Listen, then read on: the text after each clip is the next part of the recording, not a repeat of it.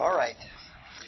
This is the last in the series called Are Hallucinations Real? And it's going to be a disappointment for some because there's going to be a good amount of repetition. I think repetition is extremely important, especially if you can learn to see a different side of the truth each time you go through the repetition. That way you're approaching spiritual reality. You see everything new each time and you see something more. The first thing that we did is we spoke about conditions that produce clairvoyance, sensitivity, and different kinds of sensitivity. We then distinguished clairvoyance, which is a faculty within each of the bodies, from insight, which is the spiritual knowing of truth, and spiritual perception or spiritual sight, which is insight united with clairvoyance. Now, last time we spoke very briefly about etheric perception. Etheric perception is becoming more common than it was a century ago. And the reason for this is because humanity is gradually learning how to become more vital. All of evolution is like that. It's very, very slow, but we learn things along the way. And so what happens now is we're bringing a stronger life presence to this world. It isn't just because of diet, because a lot of people who are now more vital eat devitalized food. It isn't just attitude, though attitude is a big part, especially the attitude that we have that we can do things. Once we don't hamper ourselves or dampen our inward abilities and have an attitude we can do things, we become more outward. It is also in part because people have learned how to become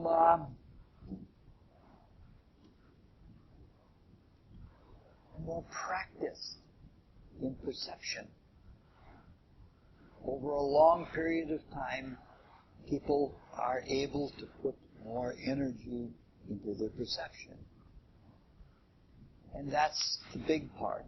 The big part is that we have much more etheric soul power that we have gleaned from past lives. And so people, by living lives of service, by participating in life, they develop more soul power and they have more of the ethers that they can project outward through the optic nerve and see things. Because we share a common spirit, everything gets passed on to everyone else. If somebody learns something, the next person can pick it up easier. We're all part of one common community. We share one common spirit. So even if we toil all alone in solitude and nobody is around, we're still serving the all. Especially when we take what we have learned and take it inward and spiritualize it, then it becomes universal and everyone has it. When you think about spirituality, there are no franchises. There are no copyrights because it belongs to all of us. Once somebody has a thought, no matter how unique that thought was to begin with, at its conception, it becomes the property of any thinking being. We don't take the air as our own. We share the common air. We share it with the plants or we would suffocate. That's what we're trying to do with our prayer. In our prayer, we're trying to become more trained thinkers. We're trying to think clear thoughts. We're trying to think true thoughts, and we're trying to think thoughts that are driven with intense desire and filled with the Spirit. When we do that, what we have humanized, what we have taken out of the various worlds and the various states of spirit, when we have humanized them, they then become part of the general atmosphere. And whether we're praying for an individual or not, the very fact that we're doing this kind of thinking is making it more likely that other people are going to pick it up. You know, I drove across the country coming here, and you listen to the radio, and a lot of stations fade out. But some are very strong. I sometimes pick up radio stations from 1,000 miles away. If I'm driving through Minnesota, I can pick up stations in Canada and in Pennsylvania and certainly Nashville. There's that old Grand Ole Opry state, and that's almost 800 miles away. Similarly, if we are concentrating good, strong, clear thoughts and are motivating them with our desire, we're putting something in the world that people are going to pick up like a clear channel radio station. So we're trying to bring love into the world, and that's what we're trying to do. We're trying to make a panacea, something that anyone can pick it up for healing. Now, even though there are a lot of people that are at the beginning of etheric clairvoyance, etheric clairvoyance is not what most people think of when they hear the word clairvoyance. When they think, they're thinking of seeing something else, something wondrous. What comes to mind for most people when they hear the word clairvoyance is clairvoyance in the desire world. The reason for that is it's much more common to be intense and emotionally excited than it is to be contemplative. And most people respond to exciting kinds of circumstances. People want lives that have more zip to them. They're always willing to do that brings the zip into their life, but that's what they want. So people think of the desire world, and they think of brilliant colors, and they think of finding out secrets that nobody knows about or anything like that. Oh, jeez. Oh. I got to find a way to remedy it. Duct tape. Do we hit duct tape around anywhere?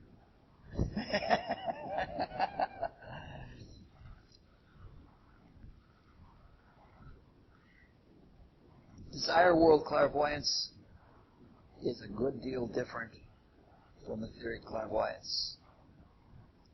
The desire world is a completely different world from the physical etheric world. It has different laws. Things are done in a different way. And we have to learn that if we are going to open desire world clairvoyance. Even so, there are similarities. One similarity is the same thing we talked about with etheric vision yesterday. With etheric vision, one sees energy through energy. One actually puts one's consciousness into an outflowing stream of energy and then sees energy. In the desire world, one sees with the eye of feeling. One sees with stuff of desire. You don't see off the retina. You don't see through the optic nerve. And if you're thinking of seeing through your eyes to see the desire world, you're going to put your attention in such a way that you're going to be counterproductive. You're not going to see the desire stuff. However, because it is a different realm, one is using a much different kind of body, and a much different kind of stuff, and the problems of perception are much different. In the physical etheric realm, the problems we mentioned had to do with the quality of the materials, for example, in the physical realm, and the awkward indirectness of it. How good is the lens of the eye? Or how good is the tympanium in the ear? And are the nerves that are translating it doing well? And are they conveying the sensory data that the brain reassembles? How good is the connection between the etheric brain and the physical brain? If the person is epileptic, sometimes those connections are not quite as clear. And if we're working with desire world clairvoyance, with etheric clairvoyance, straight on, how strong is the etheric flux? How much light ether do we have? How much service have we done so that we have the stuff to see with? In the desire world and in the human desire body, there are not yet even sense organs. So it is much more a matter of what kind of desire material is one perceiving through. In the desire world, we're always looking through desire.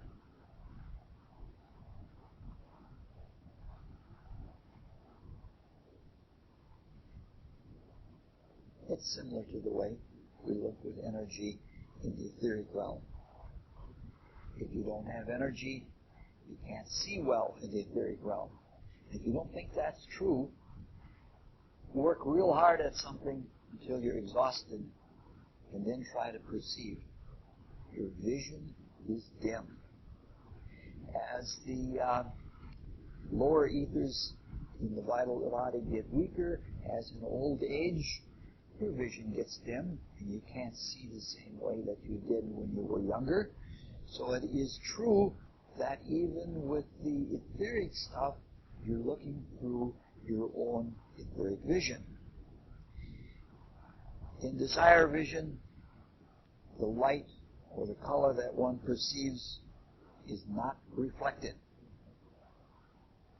It is almost as direct as the way it was emitted. Etheric vision was direct, but it's made of different stuff. If one perceives direct light in the physical, you'll be blinded. If you look into the sun, you'll be blinded. In the etheric realm, light is easy on the eyes, especially if it's buffered.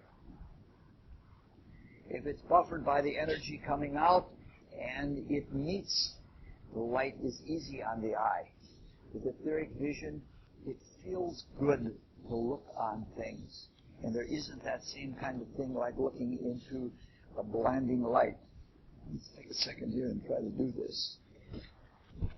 So it's the yeah, and the connection is changing and it's producing a static. Ooh boy, this tape is going to be terrible.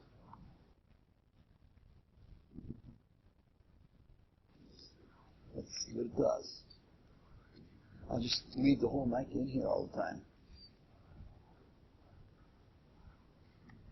Now, in the desire world, the problems of the medium are not like intensity of light blinding or how much energy one has. The problems of the medium are more psychological than they are physical.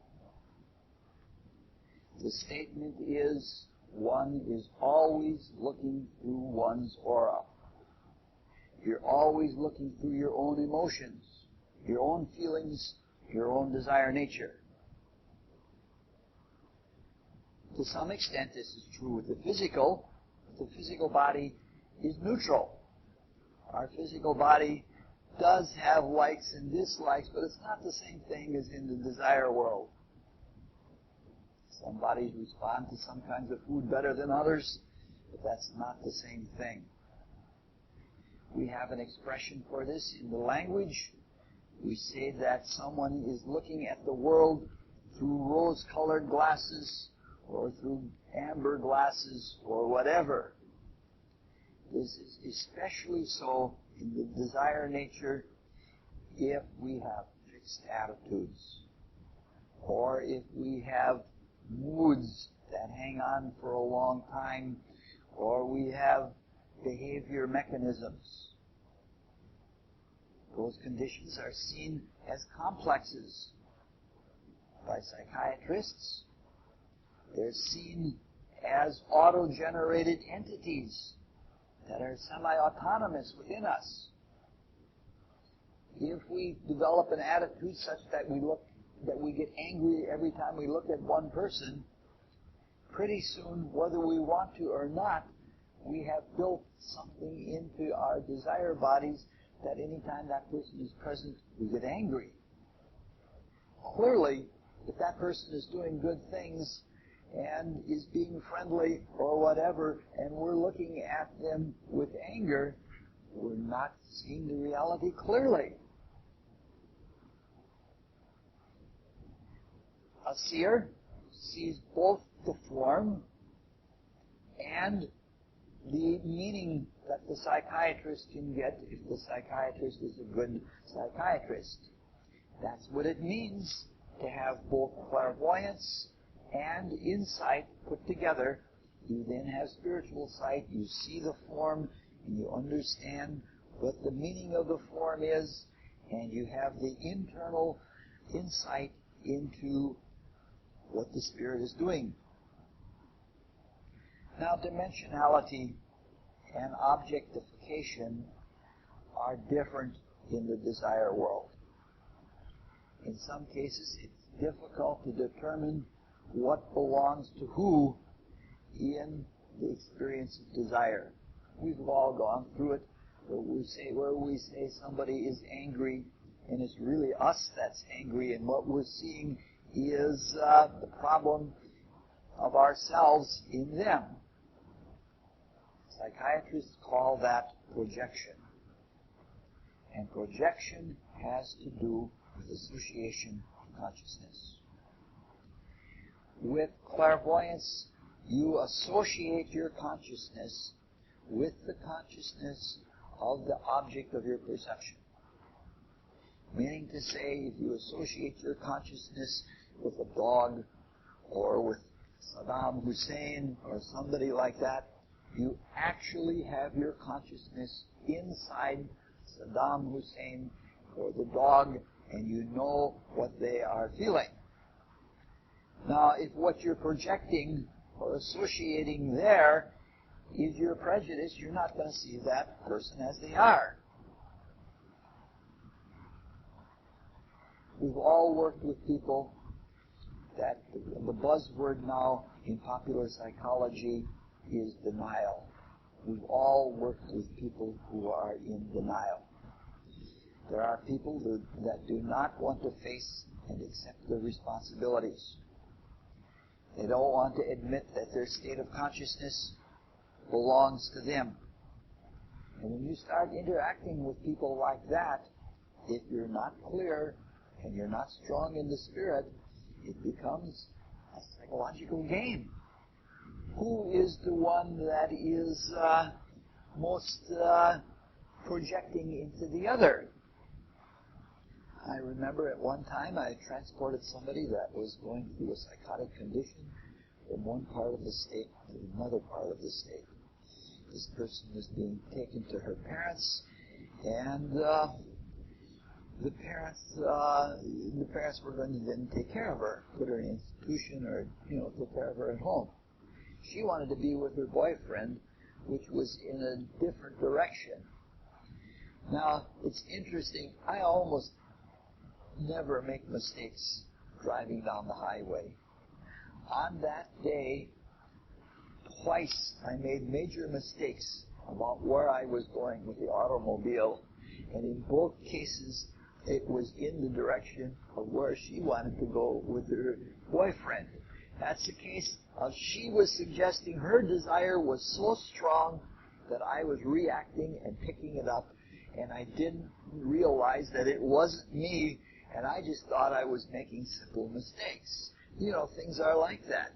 I have been in mental institutions. Now, I think about a lot of strange things that almost nobody else in the world thinks about. I think about the spiritual meanings of different geometrical figures in forms. And I was at a mental institution visiting someone there, and one of the other inmates was trying to butt into the conversation or, wanted attention. And as I was talking, this person was just going through all kinds of psychobabble, as people go through psychobabble, and this person suddenly, knowing nothing about mathematics at all, suddenly starts talking about trapezoids, spiritual trapezoids. And that's the case. She thought she was thinking what she was thinking and not realizing that she was picking up from me. She thought the trapezoids were in her rather than in me. So projection goes two ways.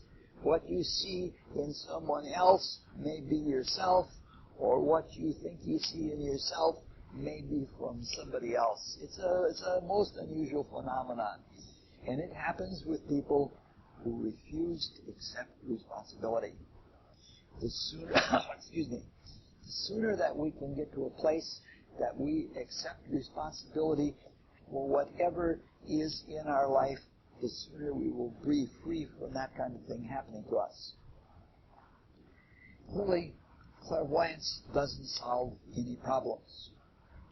It helps us to see what the problems are, what's going on, and that's a big help. Just to know the state of someone else psychologically is an enormous help. But the work still has to be done, even though you can see what the work is. Much better to know what you're working on. There are times that a full clairvoyance, I think, would have saved me lots of effort. I meet a lot of people, and I try to help people get started on a spiritual way of life. And sometimes you meet someone, and they seem to have so much promise. It's like any second now they're going to begin unfolding. They seem like they're right on the edge. And you work with them and share with them week after week, and nothing happens. In other occasions, you'll be talking to somebody like that, and there'll be somebody else in the room, and they pick up one word, and they're off and running because they're ready. They've got, they've set themselves up inwardly to be ready to experience what's there. And this is where clairvoyance would be very helpful. It's like the parable of the tares, and the parable of the seeds. You want to plant your seeds in good ground. If more people become spiritually aware and self-conscious, that'll radiate, and more people will pick up on that, and it should be chain reaction. That if we live strong enough lives, it should begin to take, like yogurt takes, it throughout all of society. Now, if I had clairvoyance and I just wasn't looking at outward appearances, if I were really discerning into character, then I could see the person who was ready that might just need one word or one suggestion, and they would be off and running, and I wouldn't be spending a lot of time throwing seeds on stony ground where they aren't going to do much good. Clairvoyance does help, but sometimes it may not. What we're trying to say is that a person has to be reasonably healthy psychologically to have any hope of gaining clear, valid, objective information via clairvoyance. Or else one will be stuck in one's own psychology even more, and things will be worse. The name of these talks is Are Hallucinations Real? And there are people that have clairvoyance, and that they do see things, but it isn't helping their psychological condition because they're not interested in helping their psychological condition. Very often they are weak individuals that feel that feel emotionally insecure. They feel like they're inferior to other people, and when they start seeing things, they take the fact that those psychic phenomena are there. It's clairvoyance. It's not spiritual sight. There's no insight that goes with it. They take that as a justification that they're all right, when it actually is an indication that they're not all right, and that they're producing a kind of clairvoyance that is produced by living fearfully and going back to a state of being clairvoyant in the way that animals are clairvoyant. So a person has to be relatively clear and free of any kind of hang-ups if they hope to be a desire world clairvoyant. A person also has to be pretty free of biases or slants on life. For example, a lot of people get caught in partisan politics. And if you watch the cycles, they go back and forth. The time is right now for the world to swing to the right. It hasn't even gone as far right as it's going to go. But if you look at the principles of the left and the principles of the right, they go deep into the spiritual worlds. We could sometime have a talk about political views and spiritual things. It's a very important thing to see what part of this deep transcendental spiritual world the left comes from and what part the right comes from. But each has truths in its outlook. For example, the right believes in individual rights. But there's something separative about that.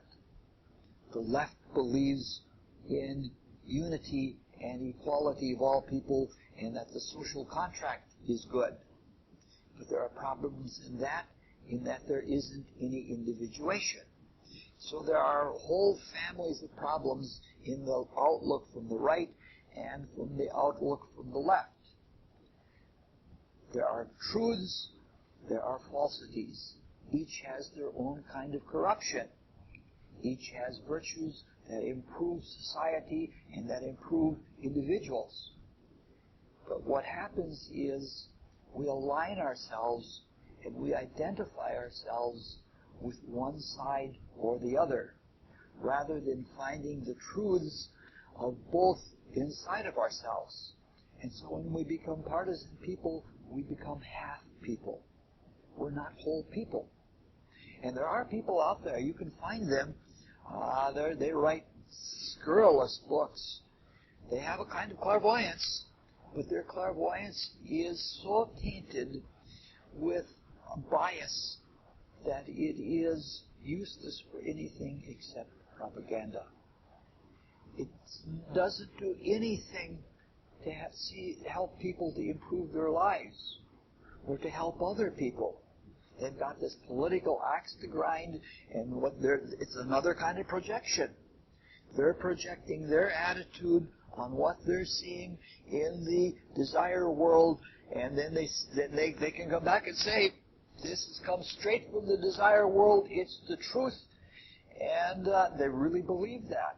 It is the truth, but it's a biased view of the truth, and it's not the whole truth. So if we want to grow spiritually, we have to be whole people. We can't have those kinds of slants. And it's not only a matter of avoiding negatives, it's also a wise idea to culture an emotional life.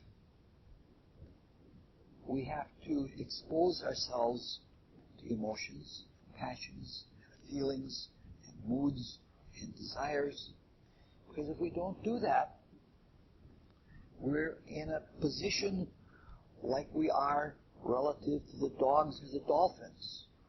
Yesterday we said we exist in a spectrum that is continuous throughout all cosmic root substance. It's all one thing. If you go in one direction, it is more material. If you go in another direction, it is more spiritual. And even in the physical etheric, we can hear, but we don't hear the things that dogs hear, or we don't hear the things that dolphins hear. We can see, but we don't see in the ultraviolet, we don't see in the infrared. We have only a limited perception. Similarly, in the desire world, it's even more in the desire world. There's a lot of the physical etheric realm we don't see, but it's even more so in the desire world because we haven't cultivated the feelings. We don't even know what is available to us. If we're like that, if we have that incapacity, that leaves us psychologically vulnerable. It's especially important to cultivate sensitivity to more positive feelings.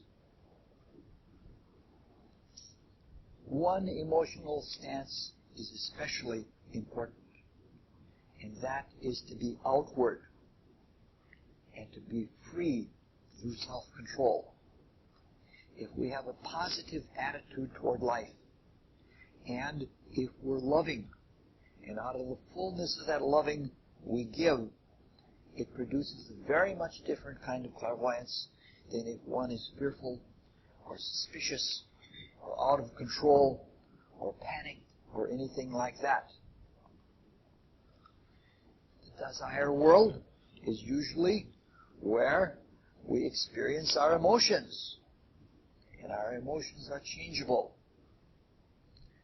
The emotions and feelings are fleet. They change really, really fast. Impulses come and go almost as fast as thoughts. Some people can't distinguish between thoughts and desires. That's the kind of discernment that most of us have to work on. It takes a long time. Sometimes with our desire impulses, we think those are thoughts. Like I just discovered that Hershey bar out there. We think that is a mental thought, and what it really is a desire.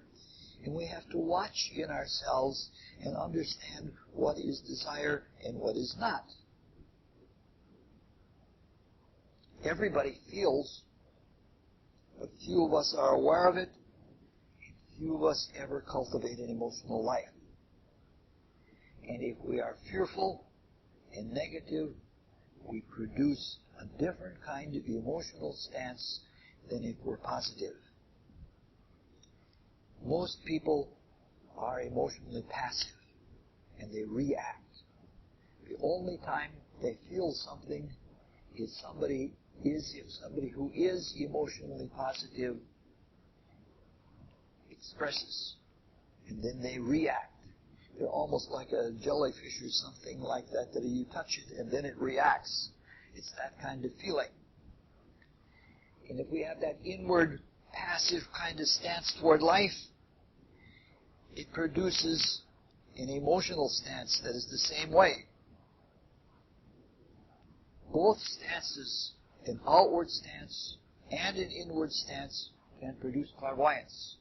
But the kind of clairvoyance that comes out is different.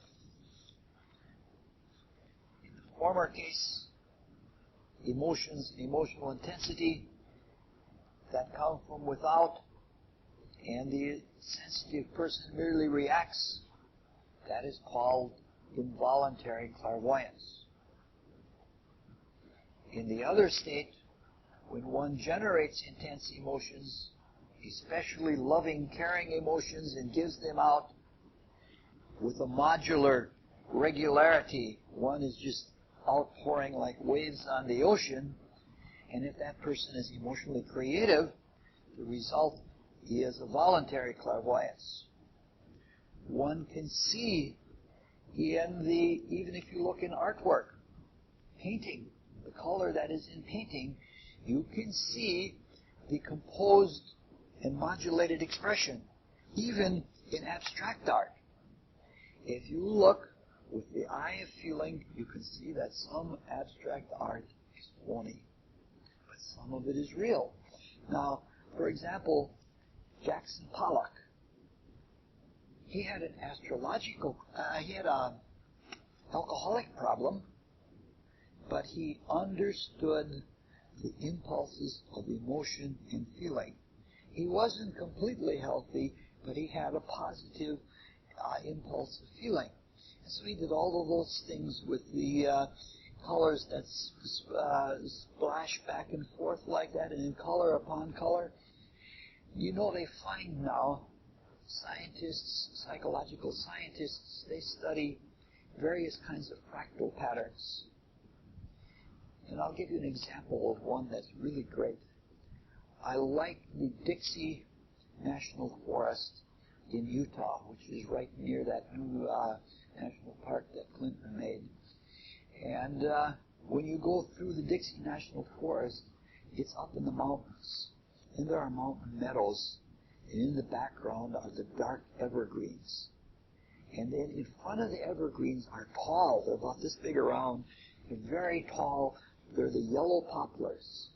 And they stand up there against that dark background of the green, and it's just smashing for your eyes. And scientists find, by studying people, that when there are patterns, like the stems of the trees being in a certain interaction with each other, a person feels good about things. There is that pattern, there is a modulation, and they have what is called a fractal index. And so they start looking at abstract painting.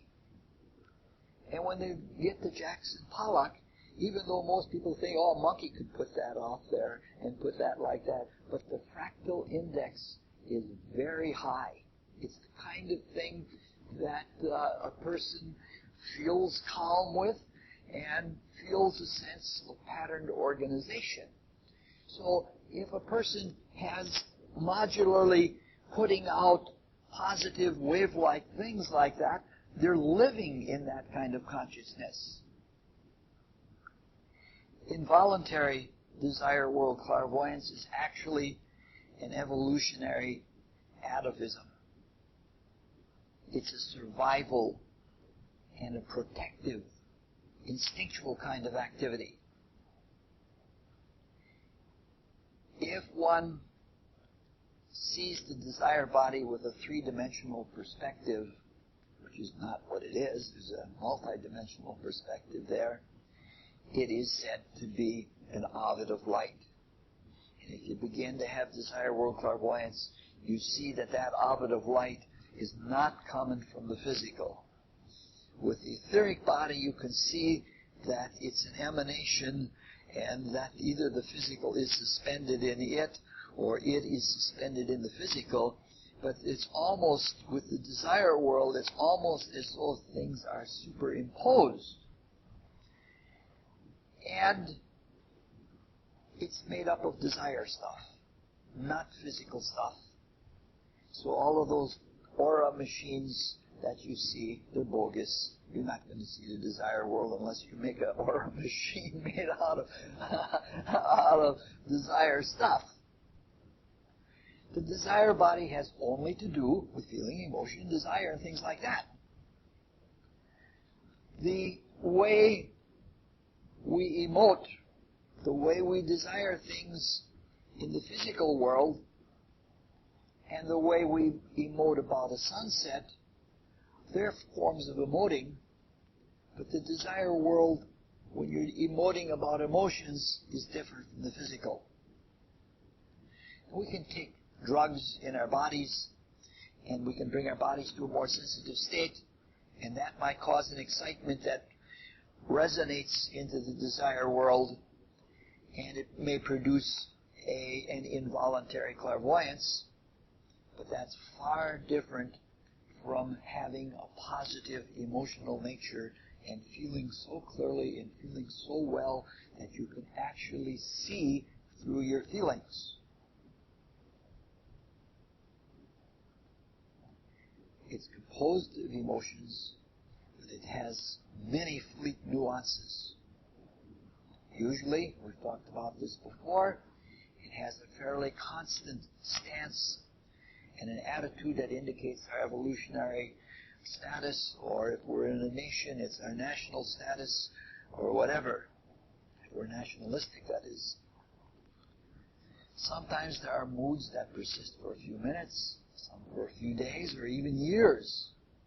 But mostly we have flurries of feelings. Sometimes there are entities that are emotional complexes, that are made up of similar emotions.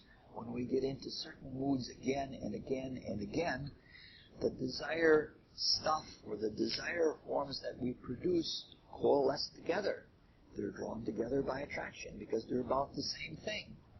And then we eventually produce right in ourselves things or objects. Sometimes they are just emotional complexes, but they're usually indefinite, and sometimes they can even be almost cartoon-like and more graphic in their representation. The desire body doesn't have organs. It's at a very early stage of evolution. And you can tell that from our feeling. We're not very good with our feeling yet. We feel only in the most rudimentary sense. Now there are centers of perception, or what could be called proto-organs, because there are still not yet organs. But it's in the most vague use of the word organs. And since everything is fluidic, they're more like eddies that form in the water. In some cases, they're like whirlpools or really gyrating vortices. Most draw desire in.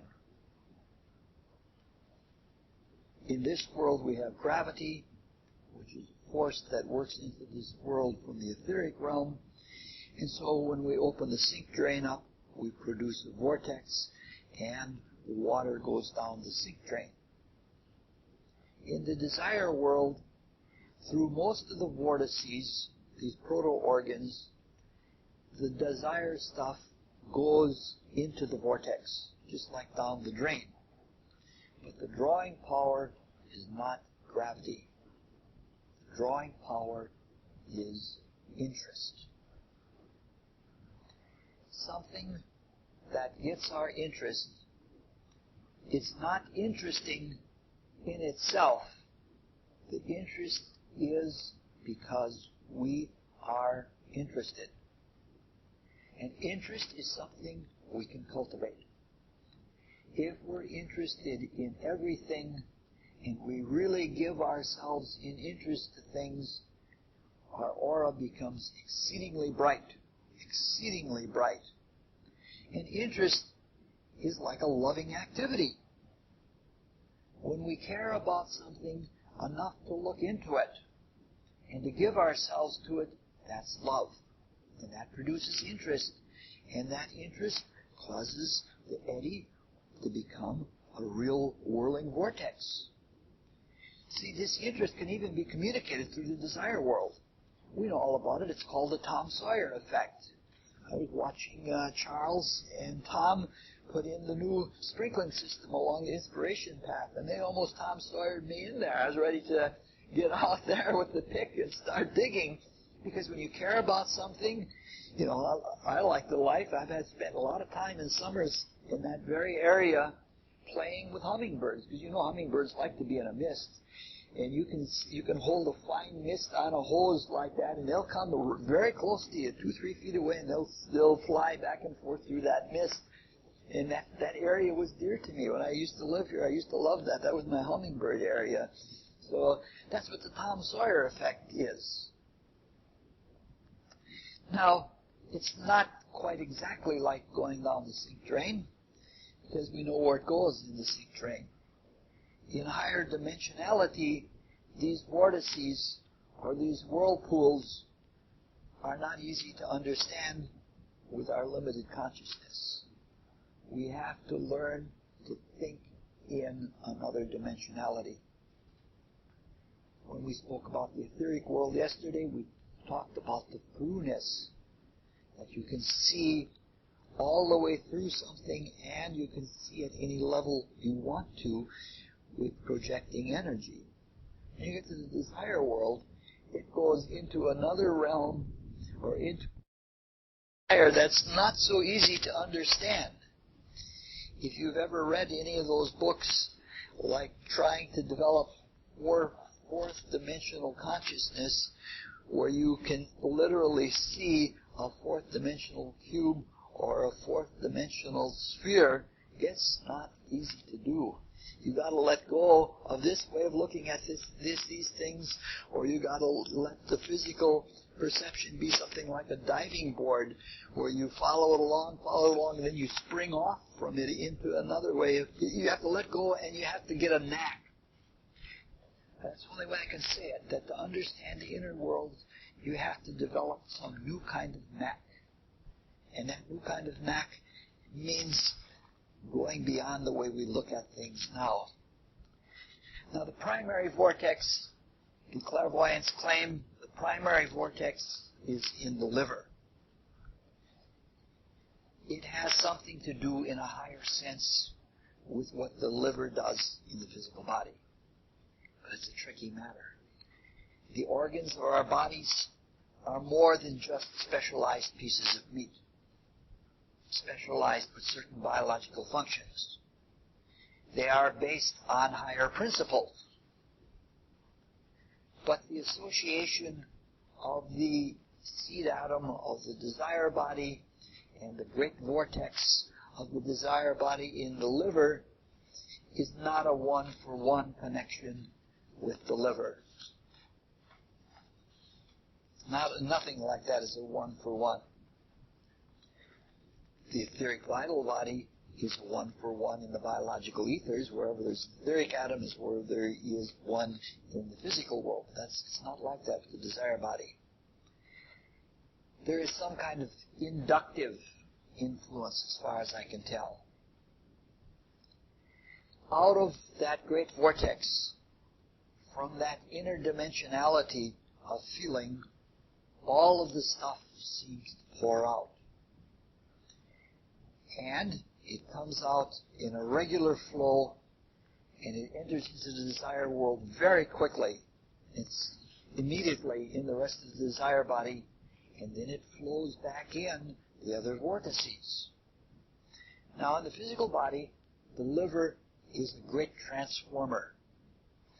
It transforms sugar to glycogen, or glycogen to sugar.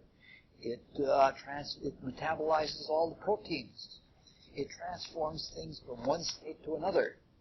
It takes poisons and tries to transform them into a state that they can be ridded from the body. The seed atom of the liver and the primary vortex of the liver transform the desire stuff. They are a regenerative agency. The whole liver is regenerative.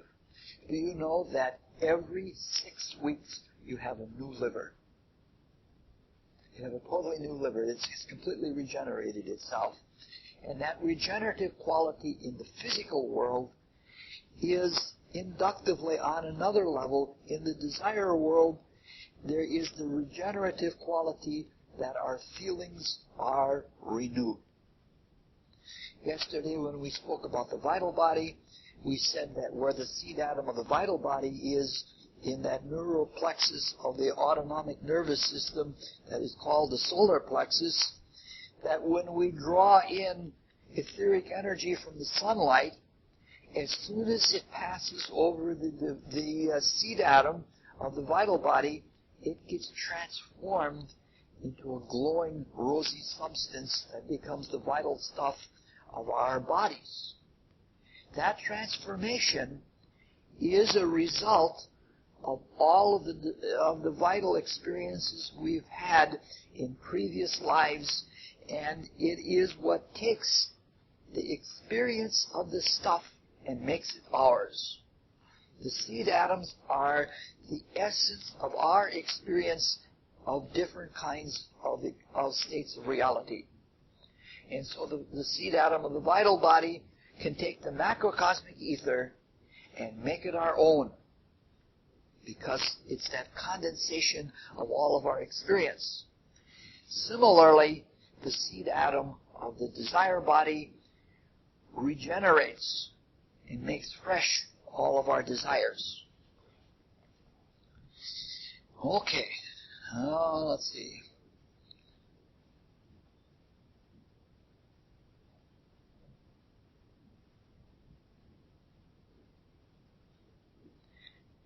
Since the seed atom of the desire body is located in the liver, that vortex has to do with the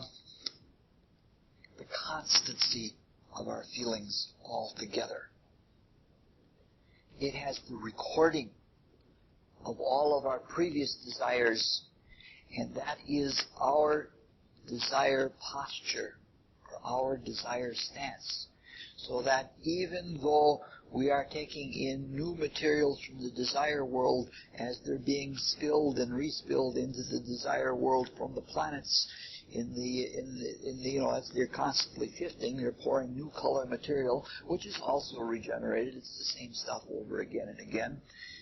When we take new stuff in, very gradually we change the seed atom.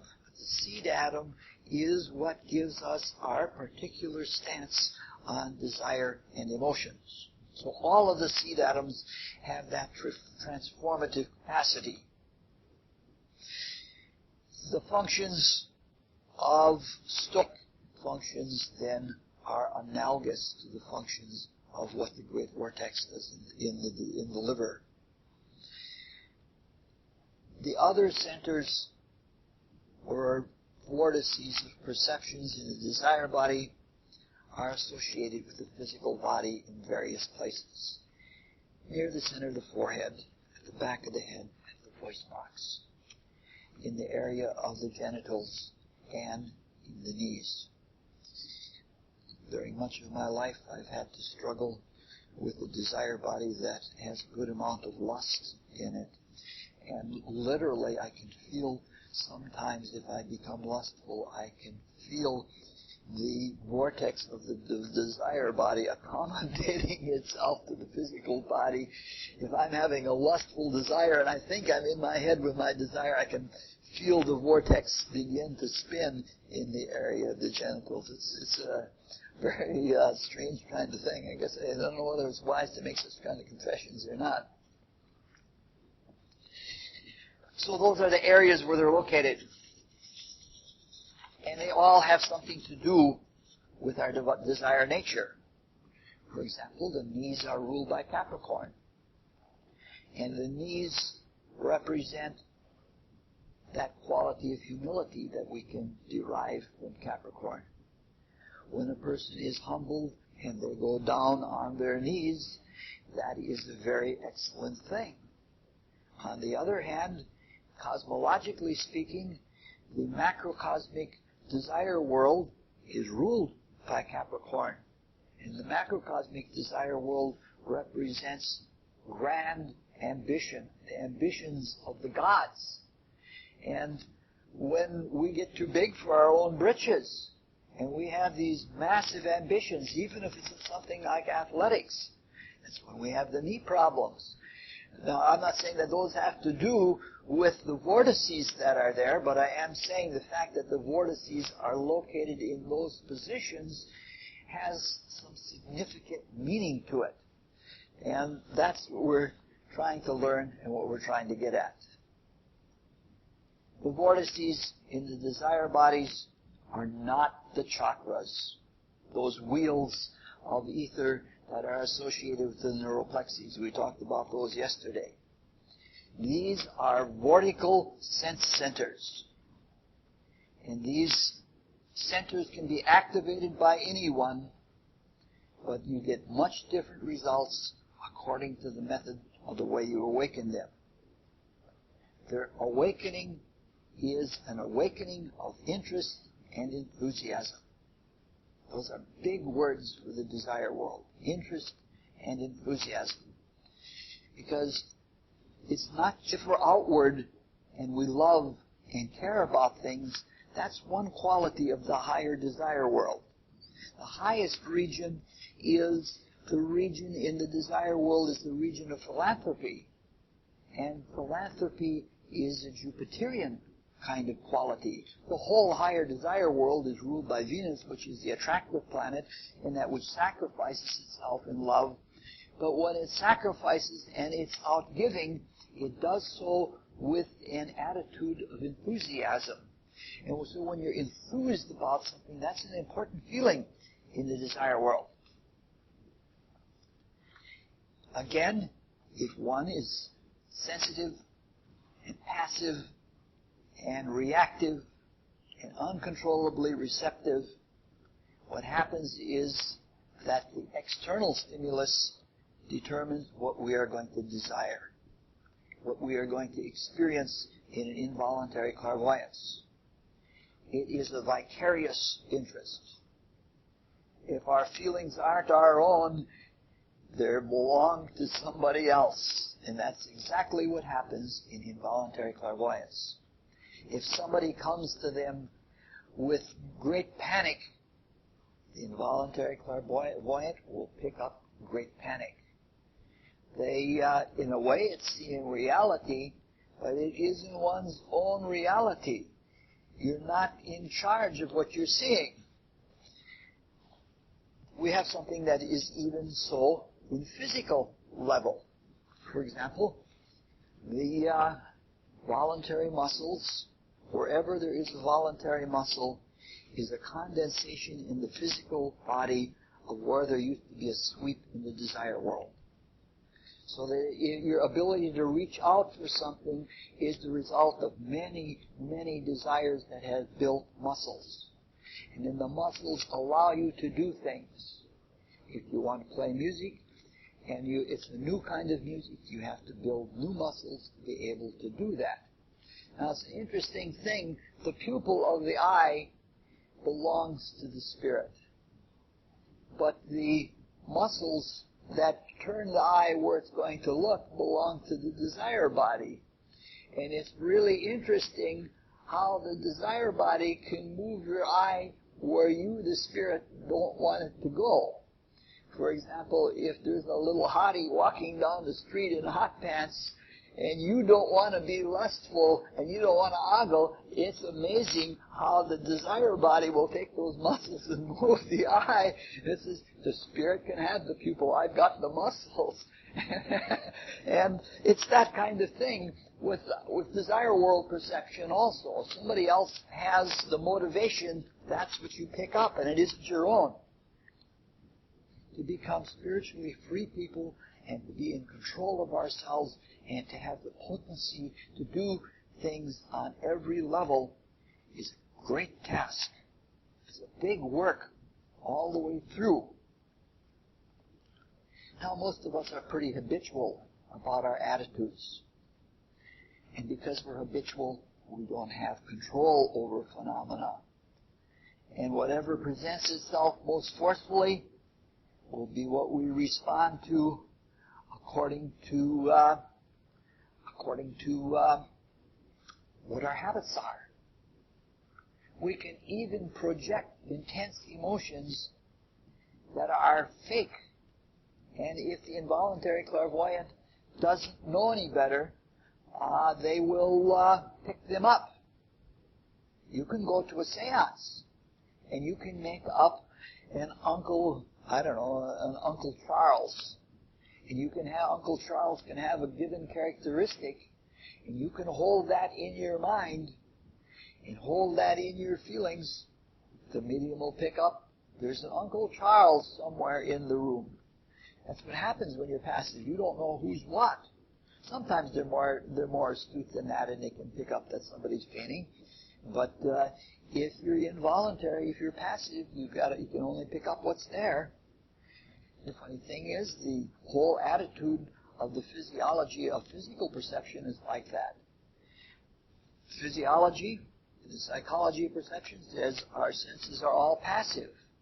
We know it's different. If we look at what is coming in when we're seeing, we can know what it means. The passive state is not a healthy state if one wants to have insight to meet perception. The word atavism means throwback.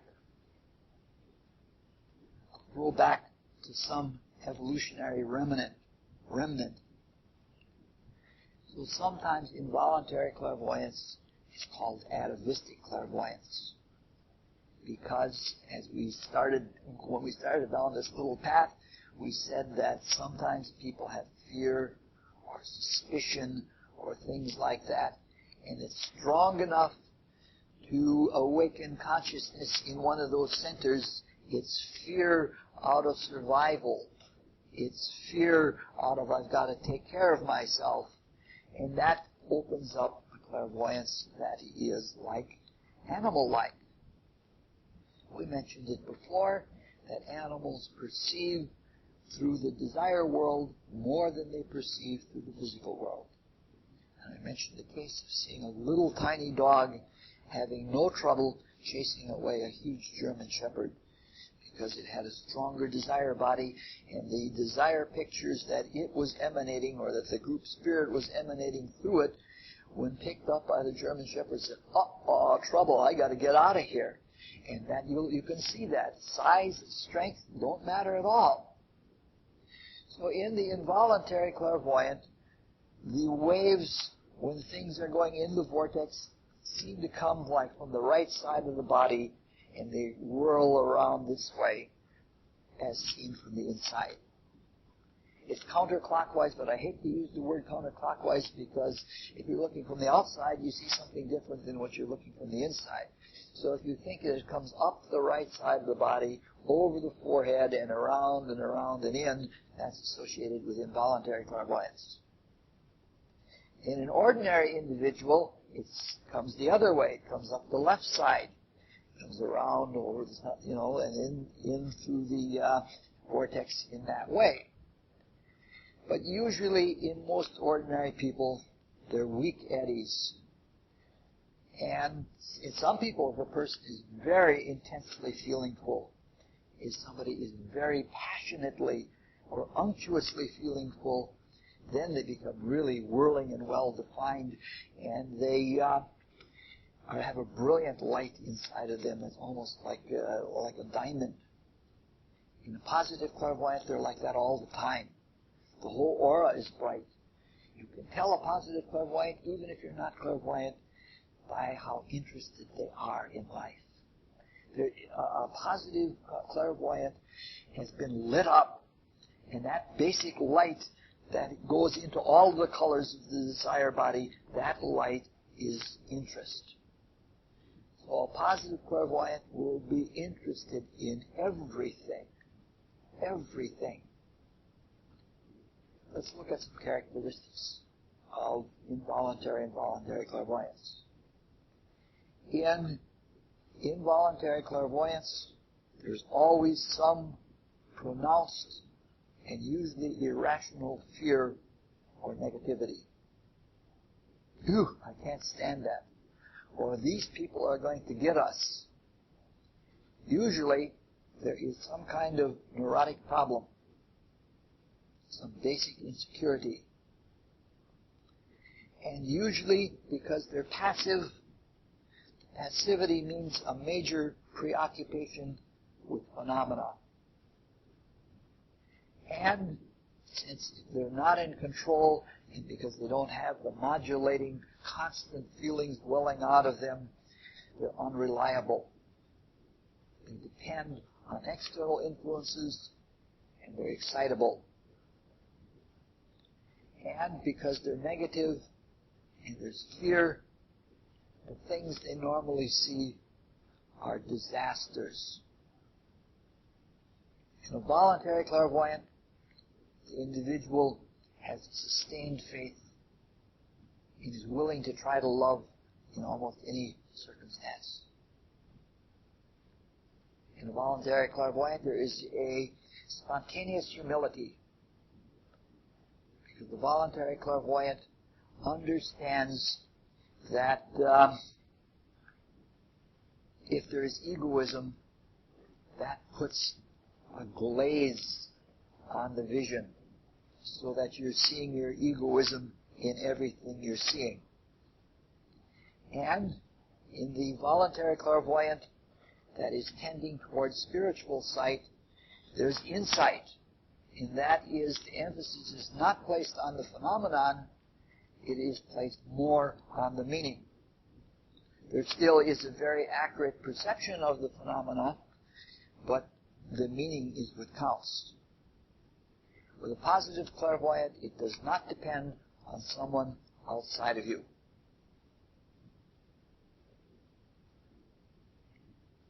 Positive clairvoyant knows self and understands their own psychology better than a psychiatrist usually. And the positive clairvoyant is self-reliant because they know that they're drawing on something from within. Positive clairvoyant gives self to the process. It isn't something incidental. Positive clairvoyant usually has a healthy emotional life, is not afraid to feel, is not afraid to emote. The emotions aren't excited or extremes or anything like that. Positive clairvoyant never asks for money or fame or anything like that.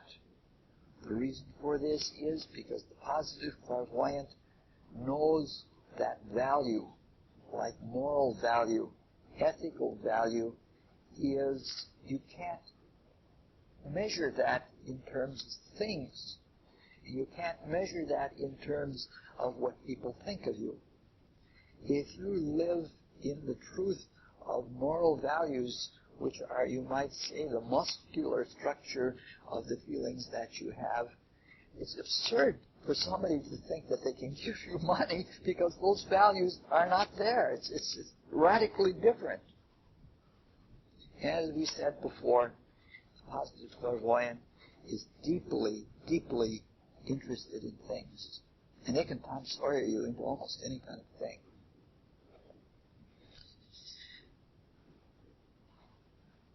Most of the time, except if you're aware that you're with a remarkable person, most of the time you probably wouldn't even know that you're with a positive clairvoyant. And if you ask somebody if they're clairvoyant, you put them in a terribly difficult position. They can't lie and say no, but if they say yes, they're laying claim to something divine, and that's a terrible kind of thing. There's always that problem of egoism. Now, if you have positive controlled clairvoyance, enormous amounts of information are available for you. The way Max Heindel says it, all of the telescopes and microscopes put together can't give you what clairvoyance can give you. You can take in and feel the contents of all of a book, an entire book, instantaneously. You have to sort it all out. You can look at any object, even a three-dimensional object, from all vantage points at the same time, depending on how you focus. One can read any of the motivations that anyone has had, and you can understand the psychology of anyone instantaneously. You can read people like a book. You know exactly what's going on inside of them. Anyone can develop it. That's what evolution means. We're all evolving to the same godhood. All it takes is sustained, careful effort. It's very painstaking, and it means that you have to do a lot to become a much better person than what you are now. Anybody who has a positive attitude of giving and serving will be helped. Anybody who works on developing character and developing a full spectrum emotional life, and anybody who takes the time and the trouble. The time and the trouble. I can remember starting 40 years ago, and I thought that it was just going to be a matter of a few weeks. And now I just see how much self-control there has to be and how much you have to be able to do. Now, one of the characteristics of desire stuff that we mentioned earlier is that it appeared as light and color. You have to be very careful about that word appeared. It is, I have a written definition. I don't like to read things out because if I just read things out, you might as well read a book. The feeling one gets in the desire nature that is similar to the feeling one gets when seeing yellow in the physical world is what yellow is in the desire world. So if you look at an article of clothing, she's wearing that purple, if you look at that, inwardly you get a feeling. If you don't get a feeling, that means you're just not sensitive to your own desire nature. The feeling that you get when you see purple is what the color is in the desire world. The color is an expression of the feeling, of the emotion, of the desire. By carefully discriminating between what appears like a color and the inward feelings one gets when experiencing a color, you sidestep a lot of illusion. And you're put face to face with the experience of the feeling, or of the desire, or of the emotion. You're immediately confronted with meaning. And one of the meanings that we're immediately confronted with is that most of us have an impoverished emotional life.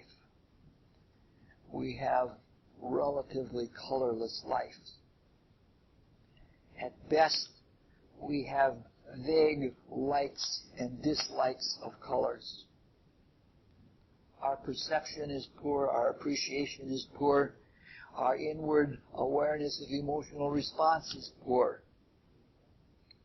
It is very much to our benefit to view art, for the color is preeminent, and even much better to do art. Just get yourself finger paints, if nothing else, and see the life that colors have. And you get a feel, when you put one color next to another, you get a feel for what the emotion is like that is associated with the color. What I'm saying is that until we have desire world clairvoyance, and until we build those feelings in ourselves, we can do things right here in the physical world to work with color, to promote desire in us. Just doing that with a self-watchfulness. We can't expect to succeed in the higher worlds if we're not taking advantage of what is available to us in this world. What we do with relation to color or desire is what we become. There are modern things that work very nicely. If you get a computer with a very good quality flat screen so that it isn't hard on your eyes, there are programs that you can make millions and millions of colors. And some of them are bright and luminous. And there are all kinds of programs. They're not even painting programs, just all kinds of programs that you can put together that you can see one color metamorphose into another. And the experience that you undergo inside of yourself, just playing with them, they automatically make gradations for you.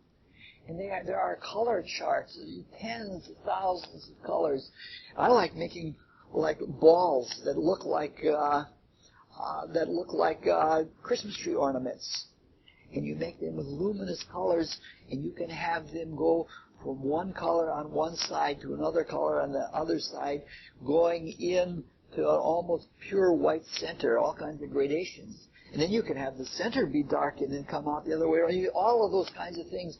And the psychological experiences that you go through when you see those colors, it's just amazing. It's something you can play with all day, and it's a good kind of play.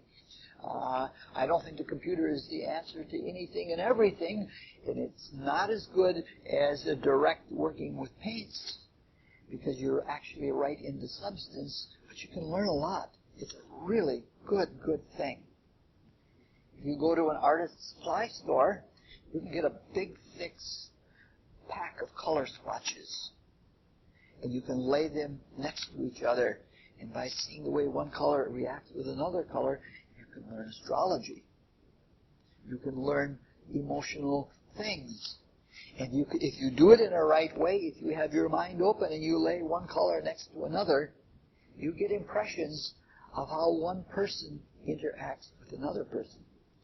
You know, there are those people that know that if they introduce one person to another person, they know what kind of reaction they're going to get. Because psychologically, they're approaching clairvoyance. They understand the emotions of one and how they're going to jibe with the other.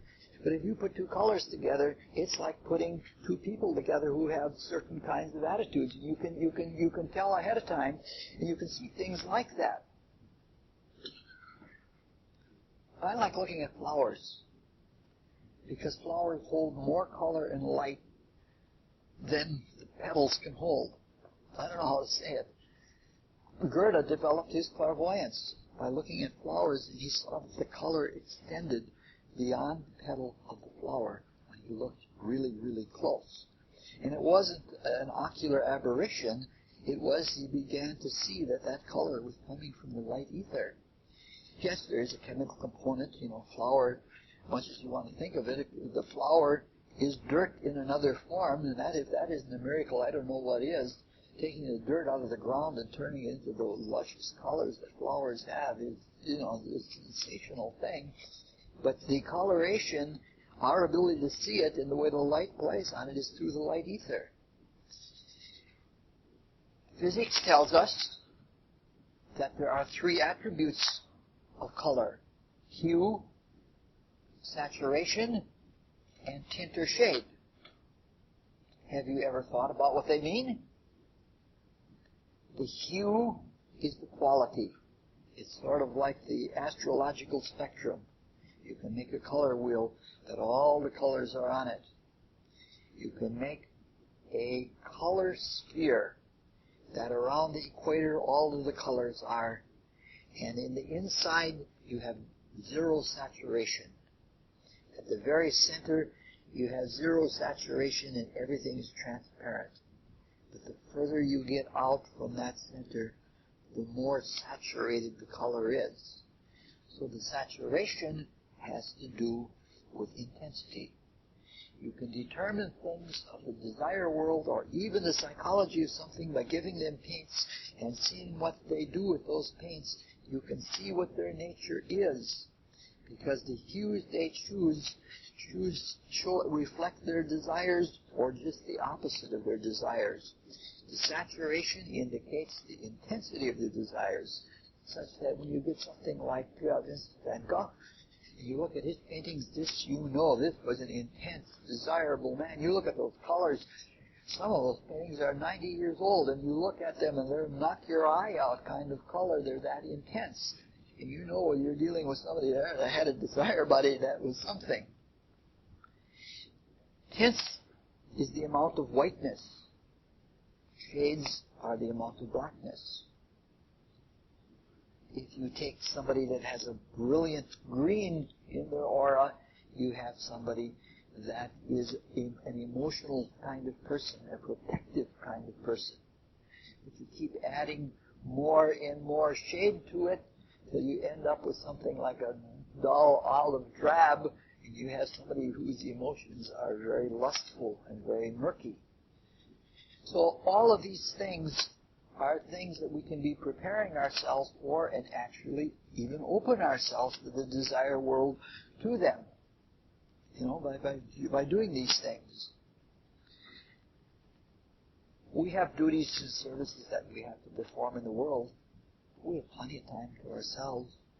And in them, we can take a little bit of it and culture ourselves.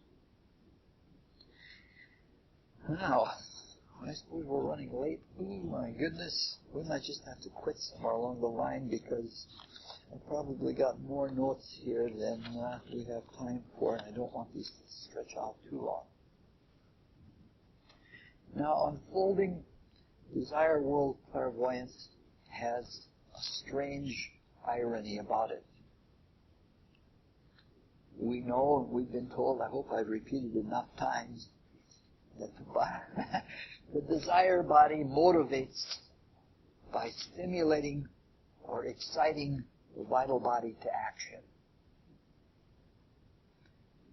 To consciously and volitionally move the vortices in the desire body, one must be unexcited. Not indifferent, but unexcited. To begin to see in the desire world and to not be excitable like the involuntary clairvoyance, poise is extremely important. Now, sometimes, if we're unctuously emotional, we can open up desire perception, but it can't be sustained, and it usually isn't always reliable. In order to take control of the desire body, when it isn't, we take control when it isn't actively involved with the vital body and the physical body. This is why the beginning work, especially in the Rosicrucian movement, is when you first wake up in the morning. Before you've even made a movement of the body, the physical body is clean. The vital body is clean. And one is, I gotta take a little drink, sorry.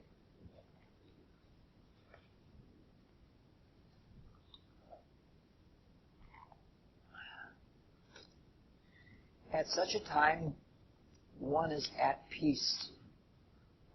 You're not carried away with the responsibilities of the world. The senses, if when you wake up you keep your eyes closed, the senses aren't awake, especially if you have a nice quiet place where you sleep. Then, when you're not tired out, when you're not distracted, you can enter into a deep state of concentration.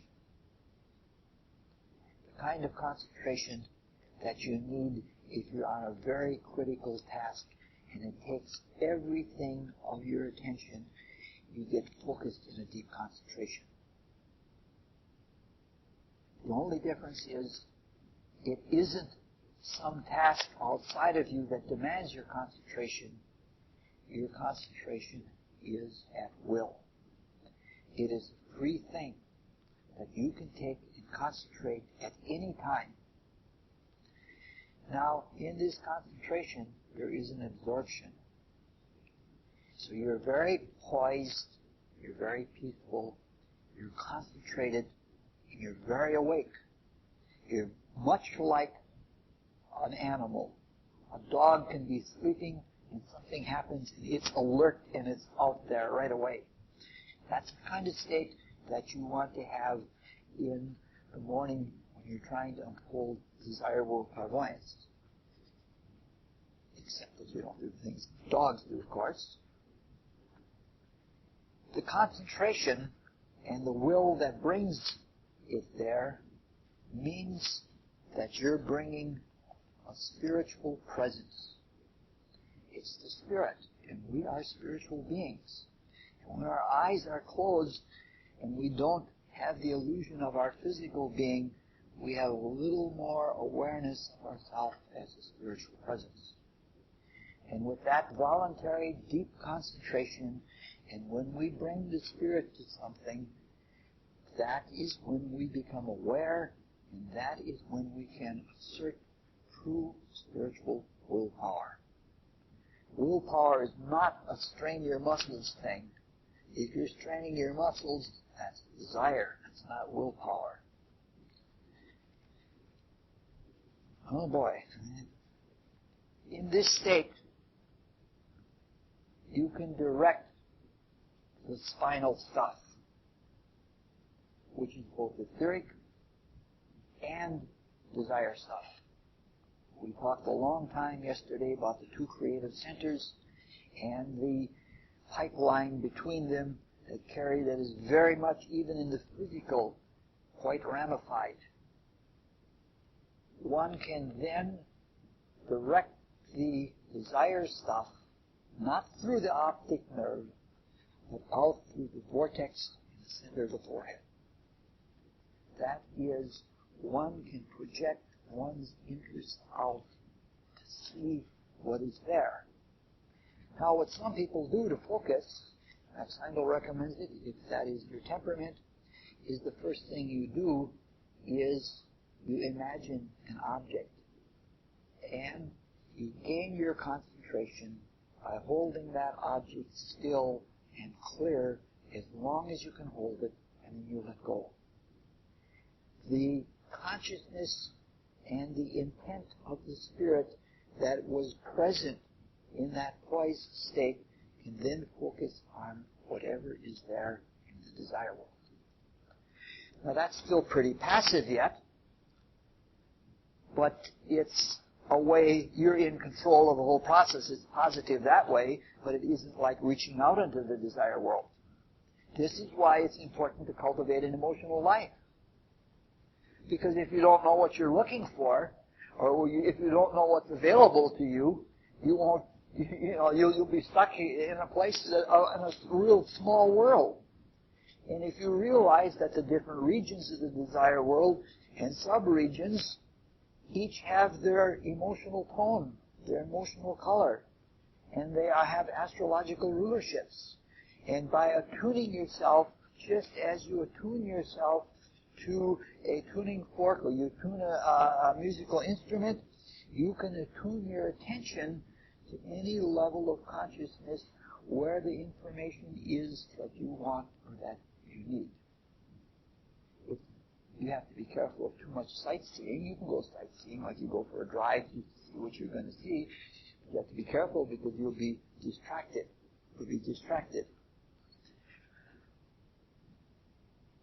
When you pay attention and you're poised and you can bring the spirit to bear with will, you can actually set the vortices going in your desire body. It's a tricky thing, because sometimes when you're paying attention, you can literally feel the physical body accommodating, especially in the center of the forehead.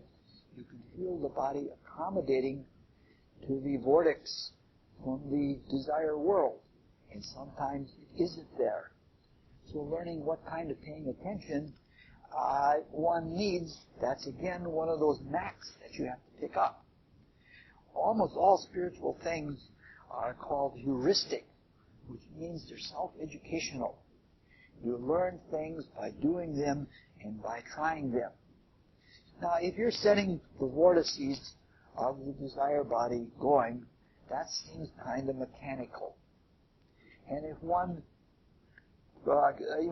persists in that activity, it is mechanical.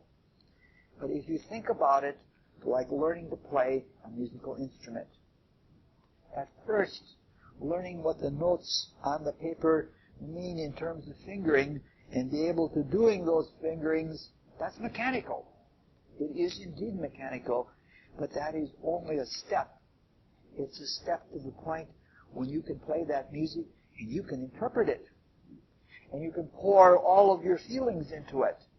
And you can really do something with that. Similarly, some of the vortices in the desire body spinning as an active will is very much like that. It's mechanical activity that gets the instrument ready, gets you to in tune with the instrument, and you can start those vortices going, and then your interest raises. And then you care more about more things. The details of this are given in the Cosmic Conception. I'm just giving you one point of view. Everybody who's done the work will have their own point of view, but it's amazing how similar they are. Two kids will start playing a guitar, and when they want to get to certain things, they find out that their only way that they can get them is by this kind of grip and this kind of finger motion, and it all comes out to be similar. Now, it takes an enormously long time and a great deal of patience to volitionally set the vortices going. So this is not going to be something that happens overnight unless you've been working on it from past lives and all ready to go.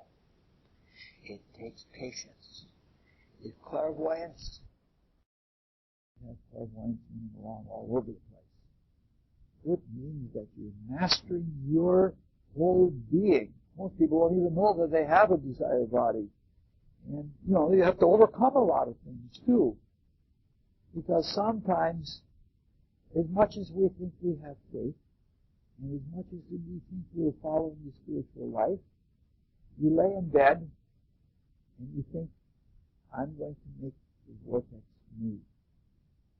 And somewhere along the line you ask yourself, am I crazy laying in bed making a vortex move that I can't even see yet? You know what I mean? You got to overcome that kind of stuff if you want to get there with it all. So it takes a long time, and it's enormous sacrifice. It's probably a bigger sacrifice than raising a baby. But as you improve the instrument, control it, you get better at it. I'm not going to talk about a lot of phenomena in the desire world, because that's kind of, it's kind of vain to do that. I'm not a foreseer. I can't say that kind of thing. And it's also prejudicing. You don't want to prejudice somebody, and then they're going to see things the way you've had them see things, and then that way they don't see reality. This is why purity of desire is so important. We have to see things without being biased by others or by our own biases. The need for poise and attentive presence, concentration, and absorption is really, really important. Because, in the same way I just said, you think you're crazy for starting a vortex going that most people would say isn't even there. This requires subtlety. And you have to be very much at peace. You've got to do it when you're not worried about getting out there and hustling for the next buck. Because that takes you that brings the desire world right into the physical body, and you're not in the desire body.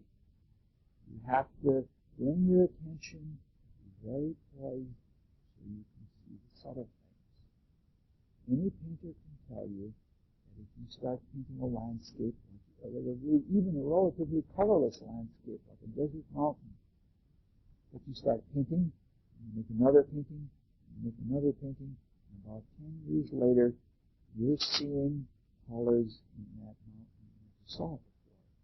Because by a long, slow, careful process, you are becoming more subtle, even in your physical vision.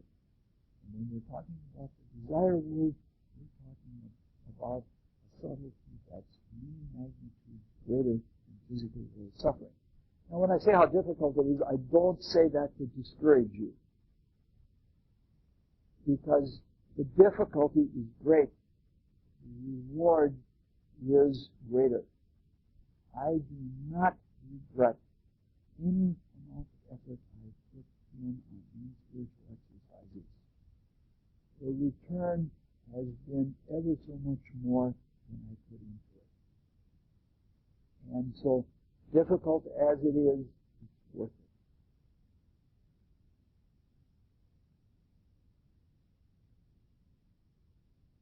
Reaching out quietly can only be done in a peaceful place. When we are stirred up, when we have a luciferic emotionality, we develop illusions. One of those illusions is that our strongest emotions are toys. It's just like what happens in a prayer. You cannot go deeply into a prayer if you're tense. And tenseness, again, your muscles are tight, and that's when you're in the kind of selfish, self-centered desire. So the poise where you're really quiet and really present can be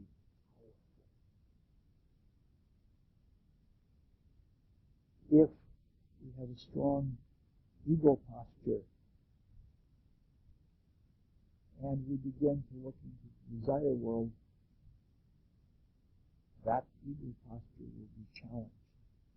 Unless we're poised, unless we're unruffled, unexcited by things, there are all kinds of entities that just love to play with you. They aren't necessarily malicious. There are malicious ones too. And the malicious ones know that a stitch in time saves 9, and if they can throw you off before you get strong, it's all the better for them, because the more illumined people there are, the sooner people will be able to see through all the bullshit in the world, and it won't be happening. But there are, and will just have fun with you. And they know that by desire, they can make themselves appear like hideous, monstrous beasts. And if you get in fear, you lose it. You know, the waves of your emotional nature are changed. You also have to be aware of the macrocosmic desire world. Right now, the desire world in the United States is gripped with fear. And our response to fear is we're taking the wagons, we're putting them into a circle, and we're being ultra protective, which is not a way to respond to fear. If we persist in this fear, and if we circle the wagons with more and more patriotism, then patriotism supplants good citizenship. Good citizenship is necessary. Patriotism always results in war. If we persist in this, the United States is likely to attract a national spirit. And if we attract a national spirit, then we'll think of we, the United States, or we, America, and then we'll be defined by an opposition enemy. If we do that, that immediately slows down the entire process of individuation. We are to become individuals, and we are to become very strong individuals.